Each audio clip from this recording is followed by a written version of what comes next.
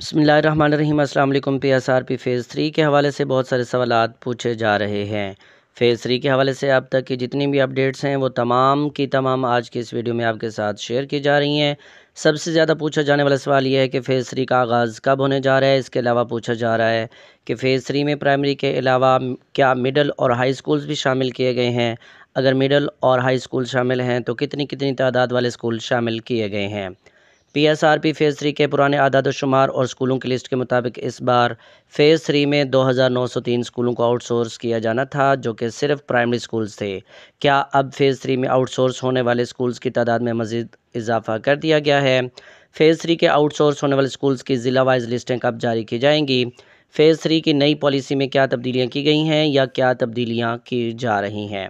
Phase 3 کی advertisement کب تک آ جائے گی؟ وہ تمام سکولز جو فیز 1 اور فیز 2 میں کسی بھی وجہ سے لائسنسیز کو ہینڈ اوور نہ ہو سکے یا ان کو الاٹ نہ کیے جا سکے، ان کا کیا کیا جائے گا؟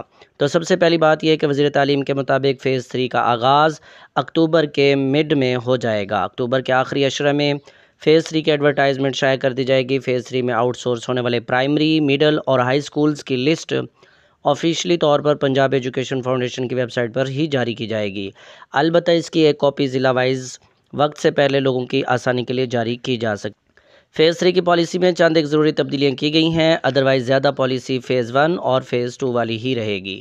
فیز 3 کے پرانے اعداد و شمار کے مطابق 2903 سکولوں کو آؤٹ سورس کیا جانا تھا، مگر اب جو نئی فہرستیں تیار کی گئی ہیں، اب پرائمری، مڈل اور ہائی سکولز کو بھی شامل کر کے سکولوں کی تعداد میں مزید اضافہ کر دیا گیا ہے۔